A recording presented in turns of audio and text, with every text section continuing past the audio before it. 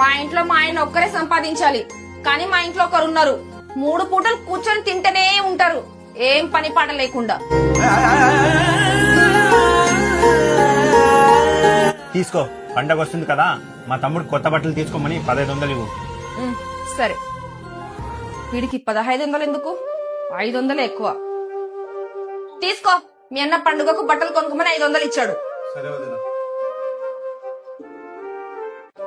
అన్నయ్య, నాకు first salary వచ్చింది, అందుకే నీకోసం బట్టలు తెచ్చాను, తీసుకో అన్నయ్య. థ్యాంక్ యూ రా. వదినా, నాది ఫస్ట్ సాలరీ వచ్చింది, నీకోసం చీర తెచ్చాను, తీసుకోండి. అలానే నా సెకండ్ సాలరీ వస్తే మీకోసం బంగారు గాజులు ఇప్పిస్తాను. సరే. రే తమ్ముడు, అవును నీకు ఇంత మంచి జాబ్ ఎలా దొరికిందిరా? అన్న, అది నా ఫ్రెండ్ కి తెలిసిన గురూజీ ఉన్నారు, ఆ గురూజీ కాల్ చేసినప్పటి నుంచి నాకంతా మంచి జరుగుతోందన్న. ఎవర్రా గురూజీ?